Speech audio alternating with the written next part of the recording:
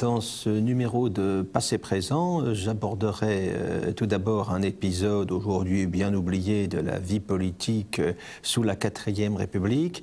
C'est l'expulsion des communistes du gouvernement par le socialiste Paul Ramadier en 1947. Un épisode qui peut paraître un petit peu lointain et un phénomène finalement assez secondaire, mais qui révèle en réalité une époque, cette année 1947, dans toute sa complexité. Et puis ensuite, Catherine nous parlera d'une revue tout à fait étonnante que les plus anciens ont sans doute connue ou feuilletée, qui s'appelle Le Tour du Monde et qui est parue de 1860 à 1914. Enfin, nous recevons aujourd'hui Jean-Pierre Thurberg, l'éditeur des éditions Italiques, qui va nous présenter la dernière édition de son ouvrage fétiche, Les 300 jours de Verdun, en cette proximité avec l'année 2016 qui verra la célébration du centenaire de l'immense bataille.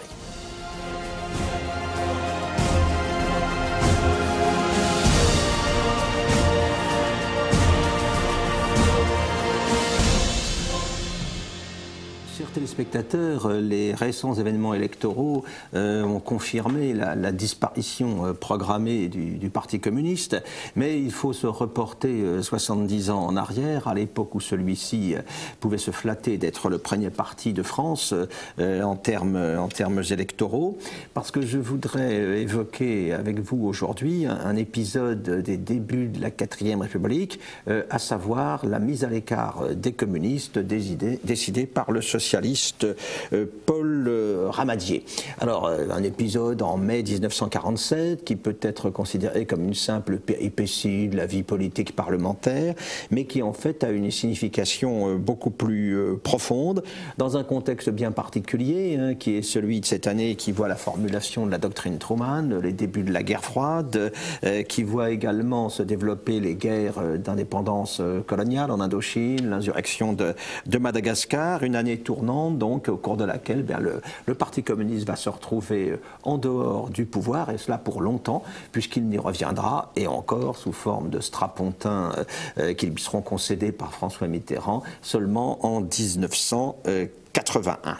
Alors, qu'en est-il de cette relation des communistes avec le pouvoir exécutif à cette époque, entre le 3 avril 1944 à Alger et le 5 mai 1947, qui voit Ramadier les écarter de son gouvernement, les communistes ont été presque tout le temps au gouvernement, avec De Gaulle, avec Félix Gouin, avec Georges Bidault, enfin avec Paul Ramadier. Durant cette période, il y a seulement un ministère technique de Léon Blum, fin 1946, qui était homogène SFIO, sans eux. Mais ils font partie incontestablement du paysage politique. Les gens sont cependant méfiants vis-à-vis d'eux. On se souvient évidemment de leur attitude en 1939 à l'époque du pacte germano-soviétique. Pendant toute la période de Vichy, ils ont été évidemment désignés à la vindicte de l'opinion. De Gaulle lui-même est méfiant vis-à-vis d'eux, mais considère qu'il faut leur faire une place, étant donné le rôle qu'ils ont tendance à, bien sûr, considérablement gonflés, qu'ils ont joué dans la résistance. Et puis De Gaulle pense aussi qu'ils sont moins dangereux à l'intérieur du gouvernement qu'à l'extérieur, dans une France de 1944-45 et quand même dans un climat plus ou moins insurrectionnel. Cela dit, on s'interroge sur les intentions réelles de ce parti communiste qui, au long de son histoire, a varié, n'est-ce pas, à plusieurs reprises dans des proportions considérable. Les communistes ne semblent pas vraiment décidés à prendre le pouvoir pendant les luttes de la résistance. Il y a une brochure clandestine de 1943, c'est ce qu'ils expliquent. Il faudra que le peuple français décide quelles seront ses nouvelles institutions. Cela dit, la dynamique de l'été 1944, l'insurrection généralisée dans de nombreuses provinces qui accompagne la libération, peut évidemment leur donner des idées en ce sens.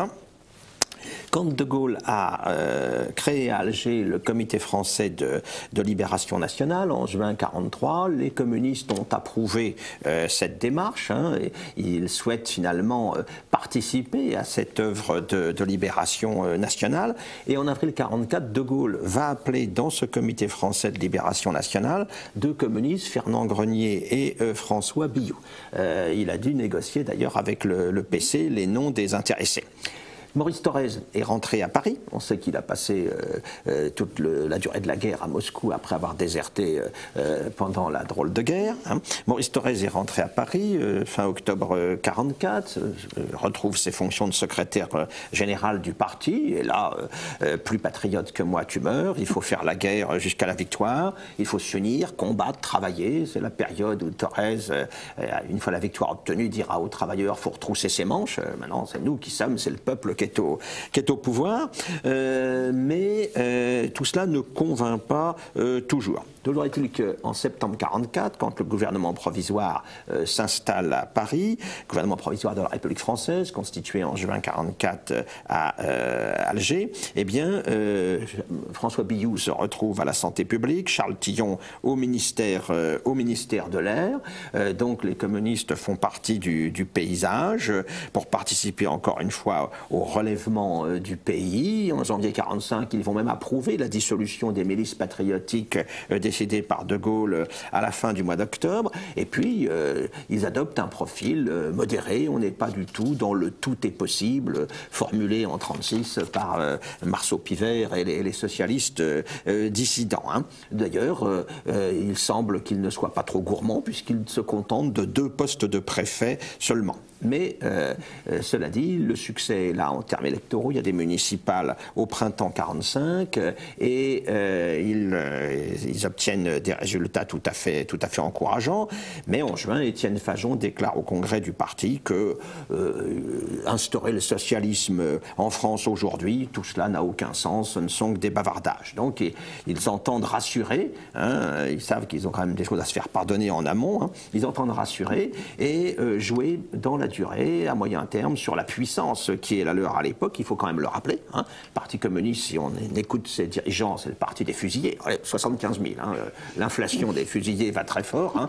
Il y en a eu en tout 18 000, je crois, et pas tous communistes, évidemment. Mais les 75 000 fusillés, ça passe comme une lettre à la poste. L'Humanité, à l'époque, tire à 450 000 exemplaires. Le Soir, qui est un quotidien communiste du soir, lui, à 419 000 exemplaires.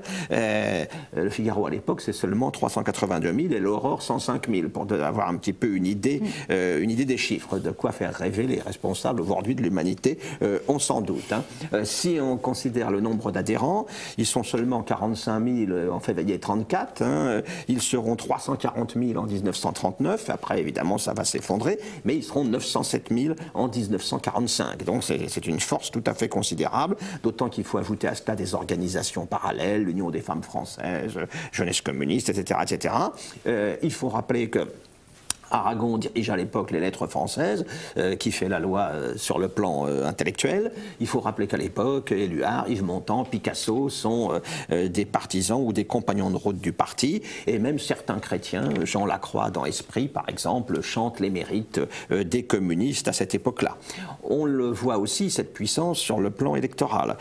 Quand on demande aux Français ce que doivent être les pouvoirs de l'Assemblée constituante, de l'Assemblée qui va être élue à l'automne 1945, eh bien 96% disent qu'elle doit être constituante, ça les communistes le réclamaient aussi, mais quand on leur demande est-ce que vous voulez qu'elle dispose de pouvoirs très importants de transformation de la société, et est-ce que vous voulez le maintien du gouvernement provisoire de De Gaulle, alors il y a seulement 66% des Français qui approuvent, donc ça va continuer comme ça, mais le Parti communiste qui avait appelé à voter non sur cette question, eh bien c'est 33% quand même, c'est le tiers des voix. Et aux élections législatives qui vont suivre ensuite, eh bien, il va se retrouver aux élections pour constituante, pardon, qui suivent en parallèle avec les deux questions du référendum, eh bien, le parti va rassembler 26,2% des voix et 160 sièges. C'est le premier parti de France à l'époque en termes de voix et en termes de nombre de députés. Quelle horreur! Voilà. Alors, De Gaulle leur refuse un des trois grands ministères qu'il réclame. Il réclamait les affaires étrangères ou l'intérieur ou la défense. De Gaulle le refuse, même au parti des 75 000 fusillés. Hein, c'est quand même vraiment pas juste. Hein. Mais quand il va former son gouvernement le 21 novembre, il va prendre dedans 5 communistes. Thorez, ministre d'État, François Billoux à l'économie, Charles Tillon à l'armement, avec un ministère différent pour l'armée quand même. Hein. Ambroise Croizat au travail, Marcel Paul à la production industrielle. Donc ils font partie, encore une fois, de l'exécutif à ce moment-là. Et puis le 20 janvier 1946, De Gaulle se retire. Il annonce son départ. Ça ne se passe pas exactement comme prévu. Il s'attendait à une insurrection nationale en sa faveur pour lui dire de rester. Bon, les conditions de l'époque, il faut le dire, sont un peu difficiles entre le rationnement, la reconstruction, etc.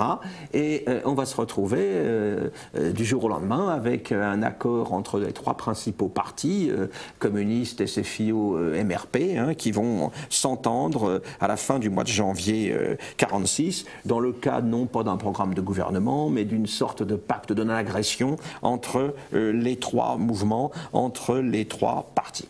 Cela dit, on présente aux Français un premier projet de constituante, ils n'en veulent pas. En mai 1946, elle est rejetée. Et en cela, les Français donnent raison aux appels lancés par De Gaulle en faveur du non, alors que la gauche était pour le oui. Hein. On va élire une nouvelle constituante. Alors cette fois, c'est le MRP qui va être en tête, mais de peu. Les communistes conservent en gros leur poids électoral, mais c'est Georges Bidault qui se retrouve chef du gouvernement. Il conserve les ministres communistes au gouvernement.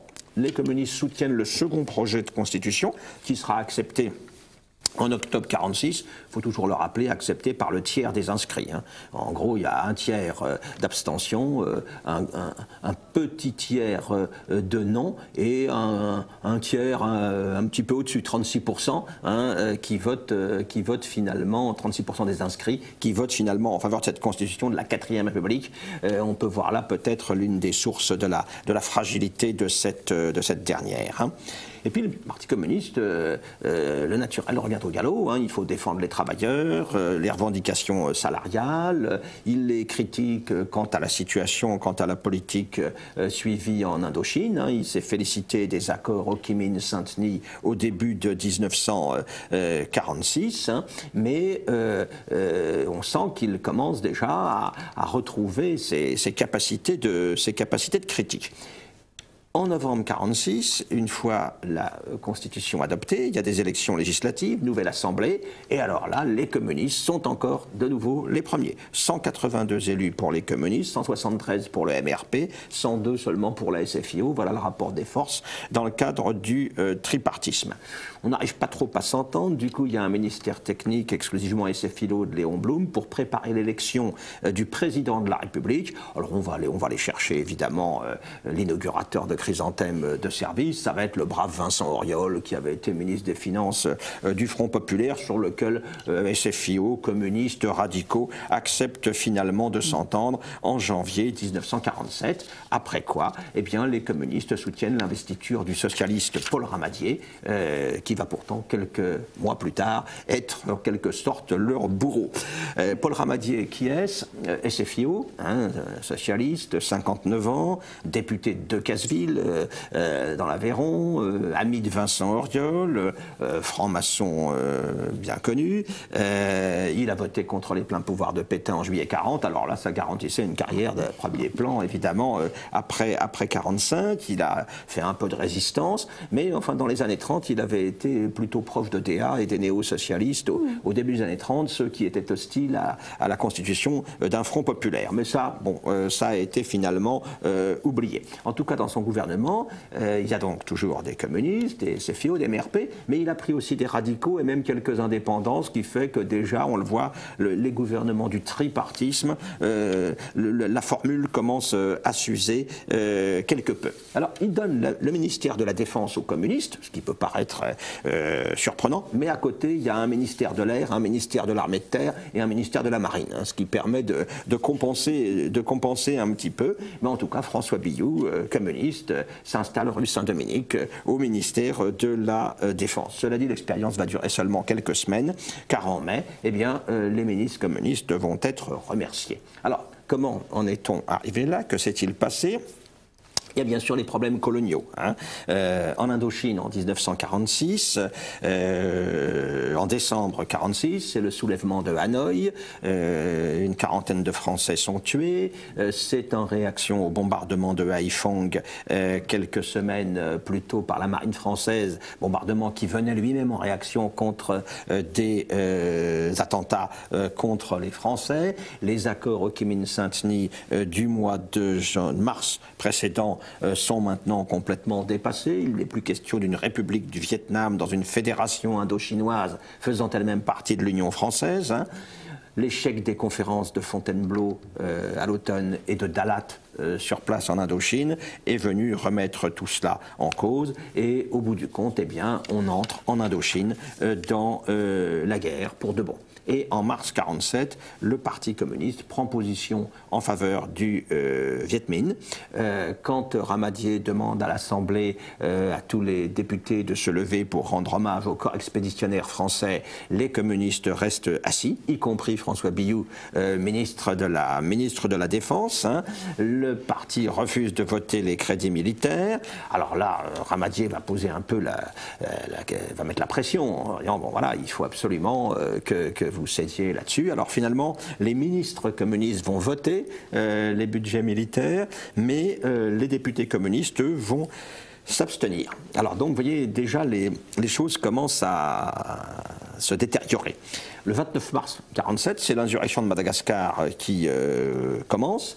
Le Conseil des ministres veut lever l'immunité parlementaire des députés malgaches. Les communistes ne sont pas d'accord et vont quitter même la réunion du Conseil. Et tout ça vient se combiner avec des questions sociales. Une grève a débuté chez Renault le 25, non pas le 25 avril, quelques temps auparavant, une grève sauvage au départ. Et puis, le 25 avril, elle va prendre une très grosse ampleur.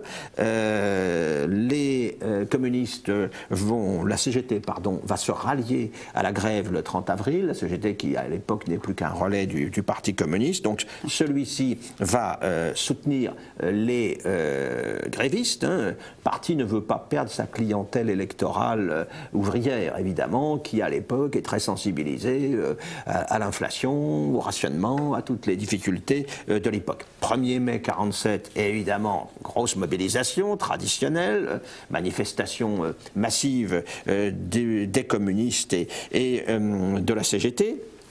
Thorez et Tillon critiquent publiquement le gouvernement. Alors évidemment, ça commence à faire beaucoup. Ramadier va poser la question de confiance. Il va demander un vote de confiance au Parlement en faveur du gouvernement le 4 mai. Les communistes refusent la confiance. Hein. Ils pensent que le gouvernement va tomber, mais que ce n'est pas grave, vu la force électorale qu'ils représentent. Ils pensent qu'il n'y a pas de solution politique sans eux, qu'on va en constituer un autre, dans lequel ils vont retrouver une place de premier plan. Oui, mais le 5 mai, Ramadier publie un arrêté par lequel il exclut les communistes du gouvernement et réalise un remaniement. Hein. Il ne démissionne pas. Hein. Il n'y a pas de chute du ministère du fait de la démission de Ramadier. Il se contente de remanier le gouvernement. Les communistes ne s'affolent pas trop, donc, parce qu'ils sont persuadés, Thorez et Duclos ne s'en cachent pas, qu'ils vont bientôt revenir au pouvoir sans aucun problème. En fait, ils resteront en dehors jusqu'en 1981, nous l'avons dit. Comment en est-on arrivé là? Il y a toutes ces raisons directes, la question sociale, les questions coloniales. Il y a deux éléments dont il faut tenir compte aussi. Sans doute, indirectement, le rôle joué par le général de Gaulle qui lance le RPF en 1947 et qui cible les communistes, sentant bien l'inquiétude que leur puissance suscite dans l'opinion. Le 6 avril, il dénonce à Strasbourg le caractère inquiétant du Parti communiste. Ensuite, en juillet, à Rennes, il dénoncera les communistes comme des séparatistes qui veulent appliquer à la France un régime de servitude. Ça va être l'un des discours mobilisateurs du RPF à ses débuts, donc ça c'est une chose. Il y a aussi le rôle évidemment des États-Unis. Pour les communistes d'ailleurs, il n'y a pas photo, ce sont les Américains qui ont organisé tout cela. Ils en tiennent pour preuve le fait que dans le même temps, on exclut les communistes du pouvoir en Belgique, en Italie par exemple, en même temps qu'en France. C'est vrai que dès août 1945, Truman avait conseillé à De Gaulle de les écarter, et puis les USA disposent d'un moyen de pression évidemment énorme sur le plan économique, c'est l'aide dont l'Europe a besoin. En mai 1946, Léon Blum et Jean Monnet se retrouvent lors d'un voyage aux États-Unis pour négocier, discuter avec les Américains, et l'un de ceux qui les accompagne, Pierre-Henri Tedchen, déclare « Ce n'est pas à un gouvernement socialo-communiste que les USA consentiront les prêts dont nous avons besoin. » C'est déjà tout dire. Et puis là-dessus, alors que ces événements du printemps 47 se déroulent en France, le 12 mars 47, Truman a formulé son fameux discours du containment, dans lequel il annonce de fait qu'il va soutenir la Turquie et la Grèce menacées selon lui par la pression de Staline, la pression communiste sur les Balkans et sur la Turquie. C'est la formulation de la doctrine Truman. Il dénonce les manœuvres de minorités armées, il dénonce les pressions extérieures pour imposer en quelque sorte la volonté communiste au gouvernement qu'il entend lui-même défendre et aider. Dans le même temps, nous avons à Moscou la conférence des 4 ministres des Affaires étrangères qui était tout à fait prévue déjà en amont. Et lors de cette conférence, Georges Bidault, le représentant français, se voit refuser par les soviétiques l'annexion à la France de la Sarre, qui aura ensuite le plébiscite que l'on sait un peu plus tard. Mais ça montre bien que du côté soviétique, on n'a pas l'intention de faire de cadeaux non plus aux pays d'Europe occidentale. Et puis le plan Marshall est proposé au mois de juin.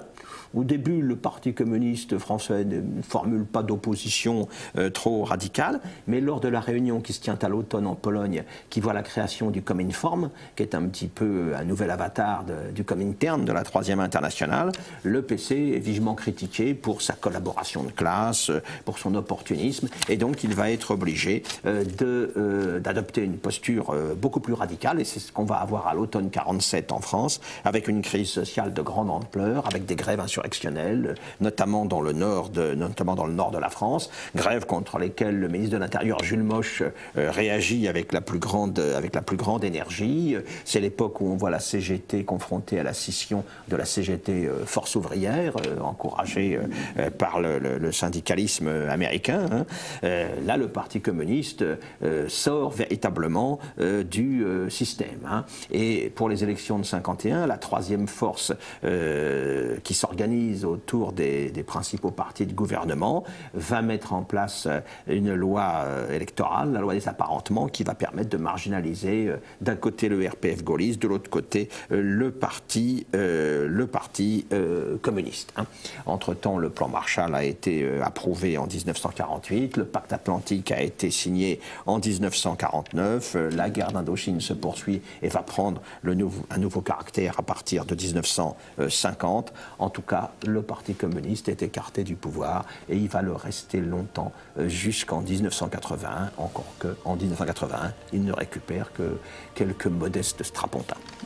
Merci Philippe, c'était passionnant et ça nous a bien rappelé des choses dans une période vraiment troublée. Restez avec nous.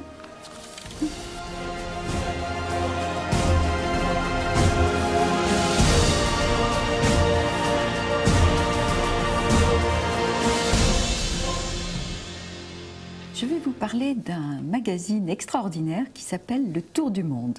Le Tour du Monde, c'est un magazine qui est paru entre 1857 et 1914 et qui a fait rêver des générations de Français, de jeunes gens, parfois d'enfants, à une époque où on ne voyageait pas si facilement que ça. Souvenez-vous, déjà, 1857, bon, il avait fallu attendre déjà que les bateaux soient capables de faire ce tour du monde physiquement. Hein. Souvenez-vous, Magellan, il n'en est pas revenu d'ailleurs, et sur les 5 bateaux de l'expédition Magellan, il n'y en a qu'un seul qui est rentré. C'était très dangereux. Le 19e siècle, c'est une période où il y a encore plein de taches blanches sur les cartes et donc les explorateurs, évidemment, s'emploient à remplir ces blancs. Et ils vont partager leurs expériences et leurs aventures extraordinaires avec le plus grand monde grâce à cette revue française, Le Tour du Monde. Alors, le Tour du Monde, c'est dû à un homme que je trouve assez extraordinaire et pas assez connu. Il s'appelle Édouard Charton, il est né à Sens en 1807. Il est avocat, mais il ne sera jamais avocat. Il aura même le plus grand mépris pour le métier d'avocat. Et c'est quelqu'un qui, dès son adolescence ou son jeune âge, est persuadé qu'il faut éduquer le peuple. Vous savez, dans le genre un peu, on ouvre une école, on ferme une prison, quoi. C'est quelqu'un qui est pétri de bonnes intentions et qui pense que l'instruction publique, c'est très important. On ne peut pas lui donner tort, hein, après tout, là-dessus. Alors, il va d'abord être tenté par l'expérience des Saint-Simoniens. Et puis, il va même s'engager, il va prendre son bâton de pèlerin et pendant plusieurs années, il va même essayer de convaincre la Normandie et la Bretagne aux thèses de Saint-Simonisme. Et en même temps, il n'est pas totalement à fond là-dedans et quand il y aura une sorte de scission dans ce qui est en train de devenir une secte, eh bien, il va quitter le Saint-Simonisme parce que finalement, il est très attaché à la famille. Il pense que la famille est la base de la société. Là encore, on ne peut pas lui donner tort. Et donc, il abandonne ça et il va se dire, il faut éduquer le peuple. Comment je peux faire ça ? Eh bien, peut-être par la presse. Il va devenir un homme de presse toute sa vie, avec quand même une petite aventure politique. Hein. La Seconde République le nomme secrétaire d'État à l'éducation, ce qui lui va parfaitement. Il devient député. Et par contre, après le 2 décembre 1851, alors là, il est très fâché contre Napoléon III. Il va se retirer complètement de toute vie publique, qu'il ne reprendra qu'après la guerre de 1870, où il sera préfet de Seine-et-Oise. Seine-et-Oise, c'était beaucoup plus que les Yvelines maintenant, c'est beaucoup plus important. Et il va devenir sénateur de Lyon, parce qu'il est toujours resté fidèle à sa ville natale de Sens. Il finira ses jours à Versailles, entouré d'honneurs, mérité, hein, toujours sa passion pour l'éducation. Il va fonder, par exemple, la première bibliothèque publique de Versailles. Très bien, il va être quelqu'un de très attentif donc, à l'éducation du peuple. Alors, comment se lance-t-il dans la presse ? D'abord, il commence par, au temps du Saint-Simonisme, par le Globe. Il fait ses premières armes de journaliste là-dedans. Et puis, il va rencontrer Hachette et surtout son gendre, qui s'appelle Ernest Templier. Et à eux deux, ils vont faire une très très bonne équipe. Alors, Ernest Templier, c'est un homme important, hein, c'est donc le gendre d'Hachette, mais c'est quelqu'un qui est très aussi conscient qu'il faut éduquer le peuple dès le plus jeune âge. Par exemple, il va fonder la Bibliothèque Rose. On a tous lu la Bibliothèque Rose. Il va faire des atlas, il va surveiller la publication du Littré, tout ce qui est histoire universelle, les livres de géographie d'Élisée Reclus. Ils étaient deux, hein, Onésime et Élisée Reclus. Quelle famille! Et avec Émile Templier, il va fonder le Tour du Monde. Alors son idée, c'est de donner toutes les semaines au peuple un journal qui n'est pas très cher, qui est à 50 centimes, et qui a vocation à faire un bel album. C'est-à-dire qu'il n'y a pas, quasiment pas de couverture. Les numéros se suivent et parfois un récit de voyageur s'étend sur plusieurs numéros. Ça paraît le vendredi. En gros, il y a 32 pages, ça va varier un petit peu au fil des années, mais en gros, il y a 32 pages. Et dès le début, il a deux ambitions, enfin deux convictions. Il faut ouvrir ce journal au récit des voyageurs français, certes, mais aussi étrangers. Donc il y aura beaucoup de traductions bien faites. Et puis surtout, il croit à l'image. Et il se dit qu'une bonne image, eh bien, ça fait rêver. Et il va travailler avec les meilleurs illustrateurs de son temps. Gustave Doré, bien sûr. On va remettre la gravure sur bois à l'honneur. Et puis surtout, Rioux. Alors Rioux, c'est celui des Jules Verne, vous savez, des prix de notre enfance. Là, ces très très belles illustrations. Et avec une gravure, on rêve beaucoup plus finalement qu'avec une photo. Alors les voyageurs revenaient avec leur récit, évidemment plein d'aventures, plein de descriptions. Et puis les illustrateurs, eh bien, ils lisaient les textes et ils imaginaient alors les forêts impénétrables de Guyane, les pôles, l'océan déchaîné avec des vagues de 25 mètres. Et tout ça faisait évidemment rêver les gens parce qu'il y avait de très très beaux encarts sur une page complète et puis il y avait des demi-pages, mais c'était un journal extrêmement illustré. Et ce journal va paraître pendant 54 ans, ce qui est quand même remarquable, jusqu'à la guerre de 14. Alors avant, il avait essayé de faire un autre petit journal qui s'appelait Le Magasin Pittoresque, qui avait bien marché aussi, qui va durer plus de 50 ans, avec des articles non signés, parfois de très grands noms, comme Flammarion ou George Sand. Mais le Tour du Monde, ça va être vraiment sa plus belle réussite. Et Philippe, vous avez la collection complète du Tour du Monde, et bien vous avez bien de la chance, parce que c'est vraiment un trésor. Et j'imagine que vous aussi, ça vous a fait beaucoup rêver pendant votre jeunesse. Alors, qu'est-ce qu'on trouve dans le Tour du Monde? On trouve parfois des articles sur des régions qui ne sont pas trop loin. Par exemple, il y a le Dauphiné. On visite le Dauphiné. Alors là, les articles, c'est de Johann et de Élisée Reclus. Il y a l'Espagne, très important, l'Espagne, parce que là, au point de vue illustration, Gustave Doré s'en est donné à cœur joie. Il y a beaucoup de choses à illustrer sur l'Espagne. Il y a la Belgique, avec Camille Lemonnier. Camille Lemonnier, c'est le Zola belge. Et puis après, on part plus loin. On part au Yucatan, avec Désiré Charnay, qui lui, va ramener des photographies. Un mot, quand on a enfin des photographies, des expéditions, on continue quand même à en faire des illustrations. Mais c'est plus sec, ça fait moins rêver. Il y a le Laos avec Henri Moux, découverte d'Angkor, ça je vous en avais parlé.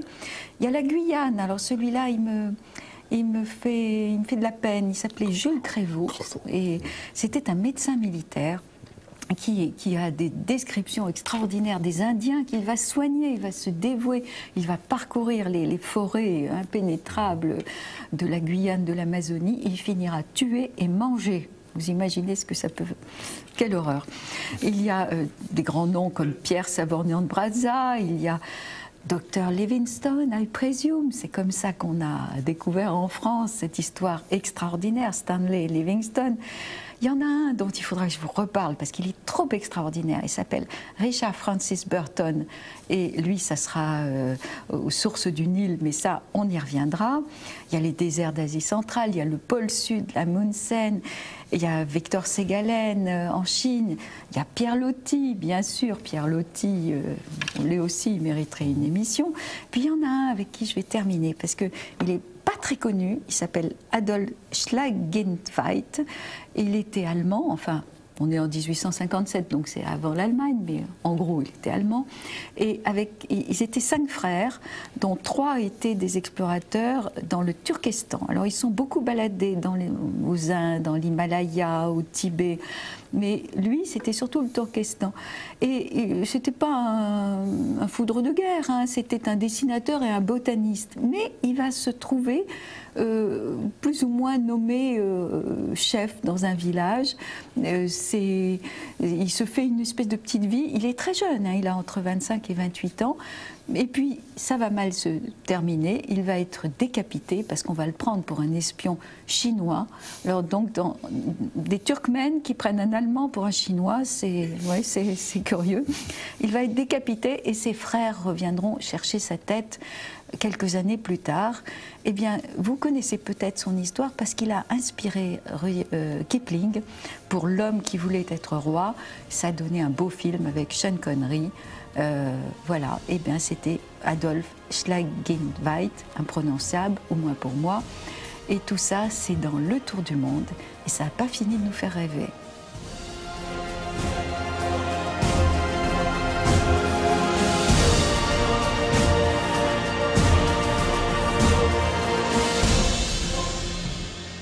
Nous avons donc le plaisir de recevoir aujourd'hui Jean-Pierre Thurberg, des éditions Italiques, qui a dirigé la réalisation de cette nouvelle édition des 300 jours de Verdun, un ouvrage monumental qui a été réalisé une première fois en 2006, qui a rencontré un écho tout à fait considérable, et à l'occasion du centenaire de la bataille de Verdun qui s'annonce dans quelques mois, il était évidemment tout à fait opportun de mettre en œuvre cette réédition. Alors, cet ouvrage, il a une histoire bien particulière, Jean-Pierre Thurberg. Il a une très longue histoire parce qu'il y a derrière le gros bébé que vous avez devant vous, il y a 1 an de travail avec toute une équipe constituée spécialement pour la circonstance. Ça, c'est pour l'histoire, je dirais, du chantier. Et derrière ça, il y a une histoire d'amour avec la Grande Guerre et avec Verdun, qui est un sujet qui me tient à cœur depuis très très longtemps, puisque j'ai toujours souhaité faire un livre sur Verdun dont les récits ont bercé mon enfance. Oui, je crois que vous aviez un modèle en plus. Vous vouliez renouer avec une tradition qui, dans l'entre-deux-guerres, avait été incarnée par le livre de Péricard, voilà. Le père de Michel Péricard, homme politique et député maire de Saint-Germain-en-Laye. Le Péricard, pour tous les amateurs de Grande Guerre, c'est un peu la Bible, c'est la référence. Oui.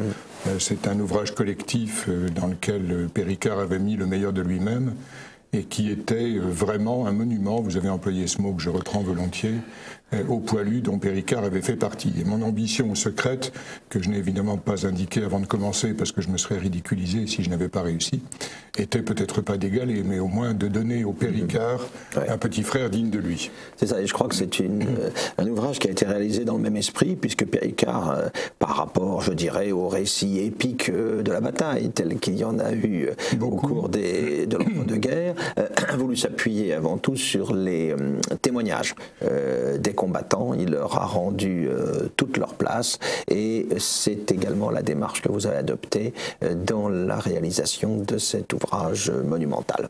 Oui, l'approche était volontairement de privilégier les témoignages directs des poilus, ce qui était un tout petit peu plus facile qu'à Michel Péricard, parce que même si à son époque il y avait beaucoup de témoignages, les moyens de communication n'étaient pas ceux que nous avons aujourd'hui, donc la consultation électronique des documents, Internet, etc., évidemment il ne fallait pas y penser. Il est parti de documents papier. Là, nous avons eu, nous, la chance, même s'il y a 10 ans, Internet n'avait pas l'importance qu'il a aujourd'hui, nous avons eu la chance de pouvoir puiser dans un réservoir qui était déjà tout à fait impressionnant. Mais pour corser un peu la difficulté, j'avais décidé que, comme les œufs du marché, les témoignages seraient du jour. Parce que l'autre axe de ce livre, c'est d'être totalement chronologique. On démarre avant la bataille, grâce à vous, Philippe, puisque maintenant il est temps de le révéler, vous avez été le directeur scientifique historique de cet ouvrage. Il faut mentionner aussi le colonel Porte. Le colonel Porte, qui était votre alter ego. Du service historique de la Défense. Qui était votre alter ego en uniforme, puisqu'il y avait une double équipe civile et militaire qui s'est déployée sur ce chantier. Et donc l'idée était de démarrer avant Verdun pour resituer un peu cette bataille, expliquer pourquoi elle a été si emblématique et si importante. Puis ensuite, quand la bataille commence avec le fameux Trommelfeuer, le barrage de feu, le tonnerre de feu déclenché par les Allemands en février, notamment sur le Bois des Corps, à partir de ce coup d'envoi, entre guillemets, le livre prend jour après jour les grands épisodes de la bataille, et chaque jour est illustré par, comme vous l'avez dit, des témoignages de poilus ou des témoignages de Felgrao, parce que le troisième parti pris qui a été le mien quand j'ai lancé ce chantier un peu fou, c'était que je voulais absolument faire une place égale aux combattants des deux camps, Ce qui n'a pas été aussi simple que prévu, parce que autant pour les Français nous avions abondance de matériaux, autant pour les Allemands il a fallu lancer des recherches qui n'ont pas toujours été aussi fécondes que je l'espérais, pour deux raisons. La première, c'est que la bataille de Verdun a été perdue par les Allemands, donc évidemment dans l'inconscient collectif elle n'a pas la même importance que dans l'inconscient collectif français. Et l'autre raison, c'est que les vicissitudes de la Deuxième Guerre mondiale ont fait que beaucoup de sources auxquelles nous aurions pu faire appel ont été détruites, déplacées, perdues. Et donc nous avons eu un tout petit peu de mal à réunir des témoignages allemands, mais je dois dire que je me décerne a posteriori satisfait si 10 ans après, je reprends ce bébé en main comme s'il était nouveau. Nous avons globalement tenu la distance et réussi à remplir à peu près les objectifs que nous nous étions fixés. Les témoignages allemands sont souvent extrêmement proches de ceux des Français, en fait, à tel point que d'un point de vue éditorial, vous avez été obligé, Jean-Pierre Thurberg, de changer de caractère d'imprimerie, parce que le contenu, il est question pas à sourcer, de froid, de boue, de peur, de bombardement, de pensée pour les parents, pour les enfants, pour les époux et les épouses. Effectivement, nous avons recouru à un artifice typographique. Nous avions commencé par faire la mise en page en mettant les témoignages comme ça dans la même fonte. Et puis nous nous sommes aperçus, comme vous venez de le dire, que les témoignages se rejoignaient tellement qu'il fallait attendre vraiment la signature. Et quand le soldat s'appelait Müller et qu'il était alsacien, on ne savait pas de quel côté il était, évidemment. Donc nous avons recouru à cet artifice typographique qui consiste à mettre pour les citations d'origine française des caractères romains et pour les citations d'origine allemande des caractères gothiques, ce qui permet instantanément de savoir de quel côté du front on se trouve quand on lit le témoignage. Alors aussi un mot admiratif sur la richesse de l'iconographie, avec en particulier sur chaque double page, parce que chaque journée a droit à une double page, ou presque des objets rarement vus, sortis d'une collection privée, et je crois que là il faut rendre hommage Je ne vais pas jouer au Festival de Cannes en citant toute l'équipe, mais effectivement, outre Philippe Conrad et le colonel Rémi Porte dont nous parlions tout à l'heure, j'ai eu la chance de coordonner les travaux de passionnés, aussi bien sur le plan de la maquette que de la recherche iconographique, que sur le plan technique pour restaurer des documents qui souvent avaient assez mal vieilli. Et nous avions aussi le souci de ménager visuellement, puisqu'il s'agit d'un album qui est destiné quand même à parler aux yeux avant de parler à l'intelligence, même si l'intelligence n'est pas exclue. Il s'en faut, nous avions le souci de ne pas rester dans le noir et blanc et le bidimensionnel. La plupart des livres sur Verdun dans cette catégorie ont été produits soit immédiatement après la Première Guerre, donc avec des moyens techniques pour lesquels la reproduction en couleur n'était pas une évidence, soit plus récemment, mais avec des budgets extrêmement faibles ou à l'économie, avec davantage un souci de rentabilité et de retour sur investissement qu'un souci de beauté. Et là, nous avons eu la chance, grâce à nos mécènes, on en dira peut-être un mot, d'avoir pour une fois un budget qui nous permettait d'être très exigeants. Et dans ce cadre-là, une des méthodes que nous avions trouvées pour donner une troisième dimension, donner du volume et aussi donner de la vie à ces images qui sont pour l'essentiel effectivement en noir et blanc, ça a été de recourir à des objets qui sont, comme vous l'avez dit, sur chaque double page, un petit peu une injection de vraie vie. Les 10 objets ayant été pour l'essentiel photographiés dans les collections inépuisables de Jean-Pierre Vernet, auquel j'ai eu l'occasion et le plaisir de rendre hommage déjà ici. Jean-Pierre Vernet, faut-il le rappeler, est le collectionneur autour de la collection duquel le musée de Meaux s'est constitué, le musée de la Grande Guerre de Meaux, et sa collection, avec la générosité qui lui est propre, il l'a mise entièrement à notre disposition. Nos photographes sont allés chez lui, ont pris position, c'était quasiment un combat jour après jour, et ont photographié des choses qui à la fois, encore une fois, donnent de la couleur, donnent du volume, et puis quelquefois donnent un clin d'œil, et, je tiens à le dire, donnent un regard autre sur les combats. Les objets du quotidien parlent, je crois, à la sensibilité de chacun. Quand on voit, je ne sais pas, un couvert ou un quart de vin, ou un bijou de tranchée, ou une décoration, on se met immédiatement dans la peau de celui qui les a tenus en main, qui les a regardés ou qui s'en est revêtu quand il s'agit de pièces d'uniforme ou de décoration. Donc je crois, là aussi, que nous avons apporté un vrai plus par rapport à la production qui était jusque-là centrée sur Verdun. Et l'équipe était également allée travailler de nuit, si je ne m'abuse, dans les collections du mémorial de Verdun pour prendre des photos en dehors des heures d'ouverture du musée. Effectivement, nous nous étions assurés de l'autorisation du colonel Pierson, qui commandait ou dirigeait, comme on voudra, le mémorial de Fleury à l'époque. Et il nous avait autorisé, rarissime pour un éditeur, à photographier toutes ces collections, c'est-à-dire non seulement celles que les visiteurs peuvent voir dans les vitrines, ce qui par parenthèse suppose qu'on ouvre les vitrines et qu'on les sort, parce que sinon c'est bête, c'est technique, mais c'est important, les reflets détruisent complètement l'image qu'on en a, mais il nous avait également autorisé à sortir les objets des réserves. Et ça, c'était un vrai scoop, parce que par définition, à part les employés du musée du mémorial de Verdun, personne n'avait jamais sorti ces objets, ces correspondances, ces cartes, ces boussoles, ces armes, etc., etc. Donc il y a une richesse qui, je crois, là aussi, a fait date et qui explique peut-être pourquoi ce livre est constamment réédité depuis sa sortie. Je crois que c'est vraiment...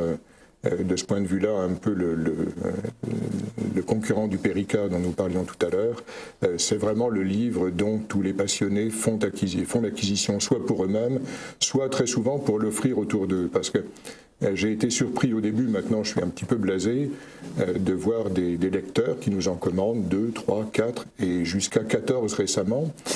L'objectif étant de transmettre la mémoire aux enfants, aux petits-enfants, aux petits-neveux, arrière-petits-neveux, etc., etc. Donc c'est un livre qui, comme le Péricard, je crois, figurera en bonne place dans les bibliothèques des honnêtes hommes du milieu et de la fin du XXIe siècle. En tout cas, je l'espère. Oui, et pour chaque famille, ça devrait être le cadeau évident pour transmettre la mémoire alors, qui se perd. D'autant plus que Verdun, et ça je crois que Philippe nous en dira un mot avec le point de vue de l'historien autorisé qu'il est, que je ne suis qu'un amateur, au sens de celui qui aime, mais aussi au sens de celui qui n'est pas professionnel. Verdun occupe une place tout à fait à part dans la mémoire de la Grande Guerre, parce que c'est une espèce de duel singulier, on pourrait dire en plaisantant à moitié chimiquement pur, où il n'y avait que des Français et des Allemands, bon, quelques aviateurs qui passaient au-dessus, mais bien vite. Et donc c'est une espèce de duel un peu un champ clos à la mode ancienne. Et puis d'autre part, le système de la Noria qui avait été mis en place par l'état-major français, qui voulait que toutes les troupes soient relevées régulièrement, fréquemment, de façon à avoir toujours en ligne des troupes fraîches engagées, a fait que, finalement, très très rares sont les familles françaises dont un des membres n'a pas combattu à Verdun. Et c'est une remarque que je me suis faite à toutes les occasions où j'ai pu dédicacer ce livre, où j'ai pu en parler, quand on vient pour une dédicace, c'est toujours en mémoire de mon arrière-grand-père, mon arrière-grand-oncle, qui est tombé à Verdun, qui a été blessé à Verdun ou qui a eu la chance de réchapper à Verdun. Donc Verdun, c'est vraiment, encore une fois, dans l'inconscient collectif français, quelque chose d'unique. L'équivalent de la Somme pour les Anglais. Oui, tout à fait. Alors, ce que vous avez dit à propos des objets, j'y reviens parce que je crois qu'il est important de noter qu'aujourd'hui, notre mémoire de la guerre, notre capacité à nous reconnaître dans cette génération combattante, eh bien, ça ne saurait se réduire à une addition, à une analyse des archives, ce qui est le travail tout à fait normal et légitime de l'historien. Il y a aussi toute cette dimension matérielle qui pourrait paraître secondaire, mais qui est celle des objets du quotidien, qui contribuent à nous aider à imaginer ce qu'a été ce conflit chez les hommes dans les tranchées. Un exemple parmi 1000 autres, nous reproduisons dans une des doubles pages une trousse de chirurgien de l'Avent. Ça a l'air banal quand on le dit comme ça, mais quand on voit l'objet qui, par parenthèse, était dans un état de conservation absolument parfait, toujours collection de Jean-Pierre Vernet, quand on le voit, quand on voit les instruments qui sont à l'intérieur, on ne peut pas s'empêcher de frissonner en pensant à l'utilisation qui a dû en être faite. Entre les scalpels, les couteaux, les lames de scie, enfin on imagine tout de suite ce qu'a pu être l'expérience vécue, horrible des combattants. Des deux camps, puisque la médecine soignait, comme le veut le serment d'Hippocrate, indifféremment les uns et les autres. Il ne faut pas oublier l'engagement effectivement du service de santé durant cette guerre et notamment sur ce front de Verdun où le nombre des blessés était évidemment colossal. Oui, à ce propos, il y a quelques ouvrages qui ont paru, des ouvrages de médecins, sur la bataille de Verdun et qui traitent très bien le sujet et qui montrent surtout comment la médecine a fait des progrès absolument considérables à l'occasion de cette bataille. En deux mots, sans entrer dans les détails, lorsque Lady Di a eu son accident sous un pont parisien, les Anglais se sont étonnés de ce qu'on ne la transporte pas immédiatement dans un hôpital. Je crois qu'il s'est écoulé 35 minutes ou 40 minutes entre le moment où on a relevé la pauvre victime et le moment où on l'a transportée à l'hôpital. Et les Anglais ne comprenaient pas pourquoi ce délai était aussi long. On a eu du French bashing dans tous les journaux anglais de l'époque.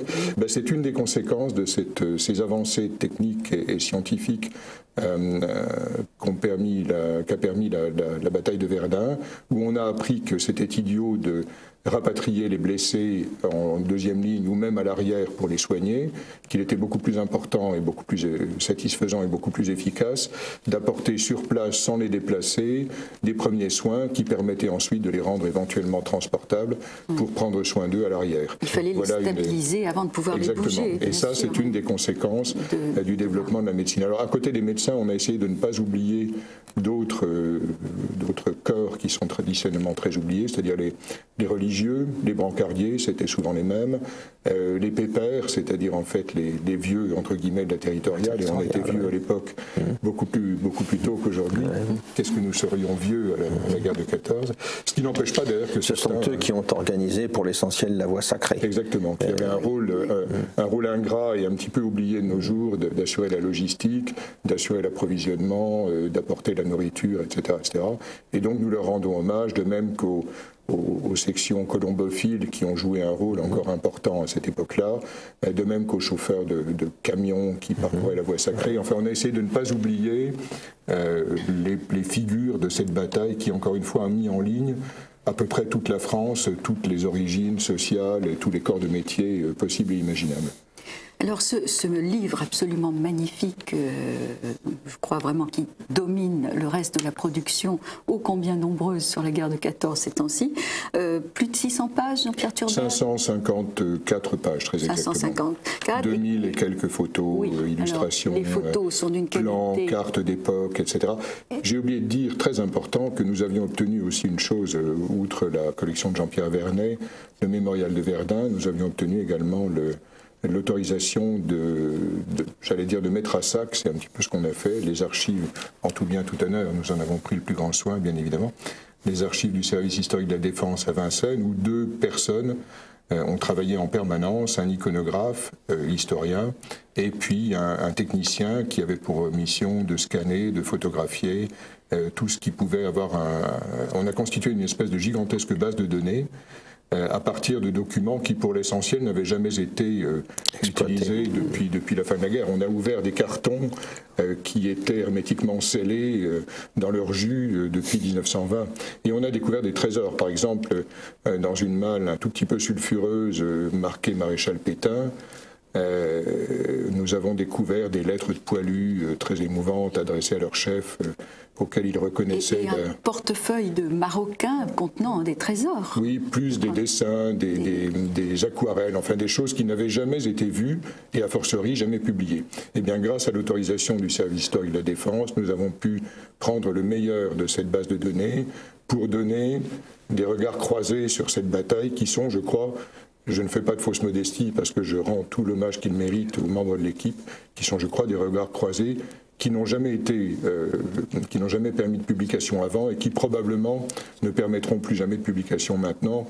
Nous venons de franchir, vous l'avez rappelé Philippe, l'étape du 100e anniversaire. Nous allons commencer en février finir à la fin de l'année 2016. Je ne vois pas très bien un éditeur réussissant à réunir autant de talents, autant d'enthousiasme, autant de compétences, et il faut le dire, autant d'argent, on en dira peut-être un mot, dans les 100 ou 150 années qui viennent, pour rendre à Verdun l'hommage qu'il mérite. Ce livre restera, je crois, vraiment dans les mémoires, et il le mérite totalement. Alors justement, oui, parlons d'argent. Vous avez eu quand même un mécène à qui il faut rendre hommage, là aussi. Oui, parce que... Et très concerné par ce passage de mémoire. Oui. Quel qu'a été mon enthousiasme à l'idée de faire ce livre, l'enthousiasme sans la logistique ne pèse pas bien lourd.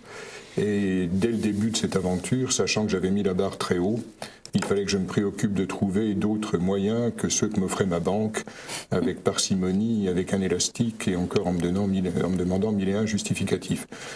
J'ai donc eu l'idée d'aller trouver des gens dont j'avais eu le plaisir de faire la connaissance avant, qui sont les Gueules Cassées. Les Gueules Cassées, en 3 mots, c'est une association née de la guerre de 14, qui, comme le nom l'indique, avait pour vocation de prendre soin des blessés de la face, qui ont été innombrables, parce qu'on pense toujours aux morts, mais on pense moins souvent aux blessés qui ont dû vivre avec les stigmates de cette guerre épouvantable pendant 5, 10, 15, 30 ans, 40 ans parfois. Et donc les Gueules Cassées ont pour vocation à la fois de financer des recherches médicales, et ils le font avec largesse sur la chirurgie maxillofaciale. Oui, car hélas, nos soldats sont encore engagés aujourd'hui. Oui, donc ils financent de la recherche médicale, ce qui est tout à fait fondamental aujourd'hui encore. Et d'autre part, ils ont un rôle de pérennisation, de transmission de mémoire. Et comme ils sont adossés, comme on dit maintenant, à la loterie nationale, pour la bonne raison qu'ils en ont inventé les 10e. Ils sont encore aujourd'hui, malgré les spoliations successives de notre État glouton, ils sont encore actionnaires de la Française des Jeux, je crois, à hauteur de 5%, ce qui permet de dégager des sommes qui sont, pour une fois, bien employées, contrairement à celles que l'État confisque tout aussi goulûment, mais pas de 5%, mais de 95%. Et donc je tiens à leur rendre hommage. Ce livre n'aurait jamais existé sans leur aide. Et au-delà de ça, il n'aurait jamais eu le succès qu'il a connu, parce que même s'il avait été égal à lui-même, j'aurais été contraint par des nécessités de rentabilisation minimale de l'investissement, de le vendre à un prix qui aurait été l'équivalent de, je crois qu'on était encore en francs à l'époque, mais qui aurait été non, il y a 10 ans. Non, en 2006, on hélas, on était déjà passé à l'euro. J'avais beaucoup de mal à m'y faire. C'était 2002. Oui, je commence encore mes chèques par 1900 et je parle encore en francs et en sous. Oui, vous inquiétez pas, Philippe, lui, il a 4000 ans. Alors bon, un peu moins que ça. Et donc, ce livre, on aurait dû le mettre en vente à peut-être 110, 120 euros, compte tenu des coûts de réalisation, de l'amortissement du chantier, des équipes à payer, etc., etc. Et les Gueules Cassées ont eu un raisonnement économique absolument imparable et génial, qui consistait à dire, si vous le mettez à 150 euros, vous rentrerez sans doute dans vos frais, car ce livre est beau et aura du succès, mais vous en vendrez 500, 1000, 2000, 3000 exemplaires si tout va bien. Donc nous vous donnons de l'argent, ça va vous permettre d'approvisionner le chantier, comme on dit dans le BTP, et ça va vous permettre aussi de le mettre à un prix public qui soit abordable. Ce qui fait que ce livre a été vendu dès l'origine à 59 euros, ce qui est assez dérisoire pour un livre de 550 pages, 3,5 kg, 2000 illustrations, etc. etc.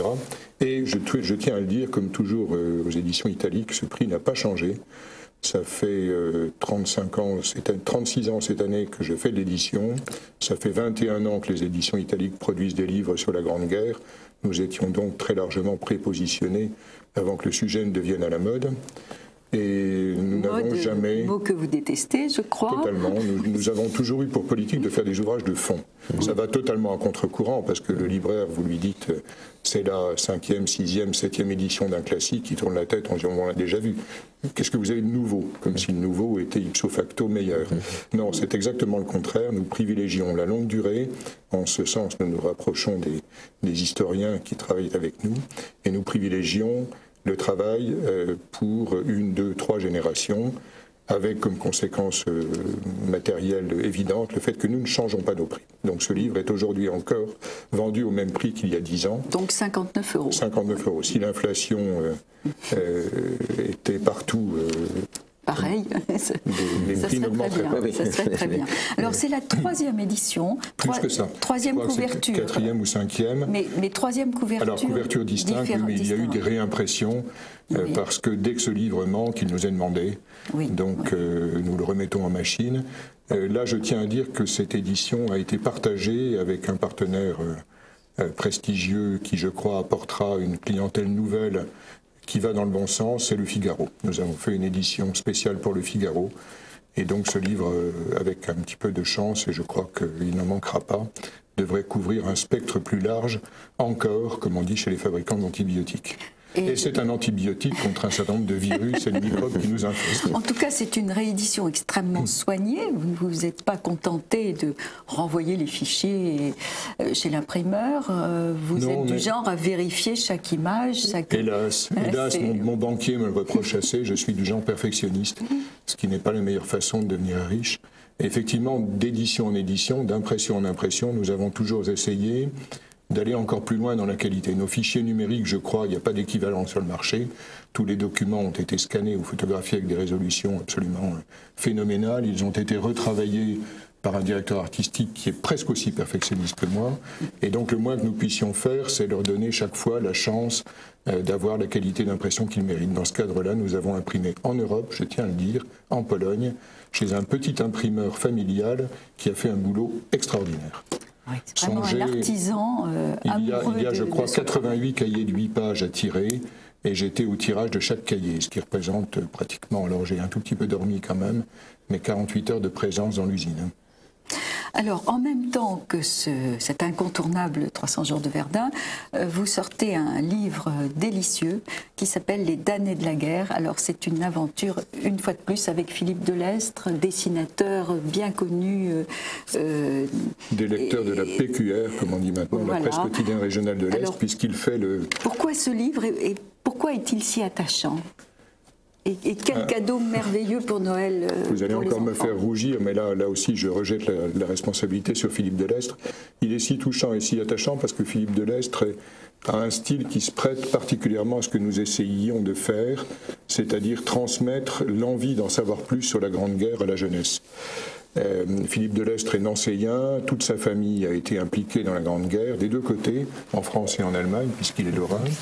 Il a toujours gardé la passion de ce conflit, un peu comme moi, et comme il a un coup de crayon absolument phénoménal qui le rapproche de Hansi, le célèbre dessinateur alsacien, il a voulu depuis très longtemps rendre hommage aux poilus. Il avait fait un premier livre aux éditions italiques qui s'appelle La guerre est finie, qui est d'ailleurs un assez joli succès puisqu'il a été édité également en Allemagne. Et là, il nous donne le deuxième opus de cette série qui s'appelle Les damnés de la guerre. Le point de vue était un tout petit peu plus pédagogique, sans pour autant être casse-pied, que le premier. Le premier, c'était un petit peu des impressions jetées sur le papier et ça avait son charme. Dans le deuxième, nous avons essayé d'adopter une démarche un peu plus didactique qui fait que nous avons une double approche qui est chronologique. Bon, sans entrer dans tous les détails, parce qu'en 96 pages, évidemment, on ne couvre pas, fût-ce qu'une bataille minime. Et à côté de cette approche chronologique, nous avons une approche thématique qui fait que nous abordons, par le dessin de Philippe Delestre, à peu près tous les aspects de la guerre, aspects militaires, aspects humains, aspects médicaux dont nous avons parlé. Et le tout donne, grâce à des légendes qui sont pour l'essentiel des citations de l'époque, souvent d'ailleurs extraites du carnet de guerre de la grand-mère de Philippe Delestre. Autre intérêt, c'est que pour une fois, c'est un regard féminin qui est jeté sur un phénomène qui était encore à l'époque essentiellement masculin. Donc cette approche un peu originale donne un livre qui, je crois, est un passeport à offrir à tous les jeunes pour qu'ils comprennent ce qui s'est passé à cette époque et en quoi, j'aimerais terminer là-dessus, et en quoi nous sommes les débiteurs de tous ces hommes qui ont été... La couverture le dit suffisamment, clairement. Un bon dessin valant mieux que 1000 lignes, comme disait un président chinois. Le dessin, bien sûr, mais surtout, ils ont tout donné pour que nous soyons libres, ils sont morts pour que nous puissions vivre. Et le message, là, passe très fort, car les jeunes ne seront peut-être pas conscients de la dette qu'ils ont envers les combattants de 14. Et c'est un livre, je crois, qui, par le charme, la fraîcheur des illustrations et par la puissance des textes, va intéresser les grands-enfants, les adolescents, mais aussi bien sûr les adultes. Juste un mot sur ce que vous avez lu, le surtitre et le sous-titre, ils ne sont pas de moi, généralement c'est l'éditeur qui est responsable. Là je n'ai fait qu'inventer le titre, Les damnés de la guerre, mais le surtitre, ils ont tout donné pour que nous soyons libres, et le sous-titre, ils sont morts pour que nous puissions vivre. C'est ce qu'on peut lire sur le monument aux morts d'un petit village qui s'appelle Mondion, dans la Vienne, et qui, en substance, figure sur à peu près tous les monuments aux morts de France. Donc, chers amis téléspectateurs, quand vous passez devant un monument aux morts, montrez-le à nos jeunes, faites-leur lire les légendes, faites-leur regarder le tableau d'honneur de tous ces innombrables braves qui sont tombés pour que nous ayons la liberté et la vie. Et peut-être que ça les incitera eux-mêmes à payer de leur personne pour pérenniser ces valeurs qui devraient nous animer aujourd'hui encore. Et qui sont bien en danger. Bien en danger, on est d'accord là-dessus. L'émission termine. Merci Jean-Pierre Thurberg. Merci beaucoup. Et chers amis téléspectateurs, à la semaine prochaine.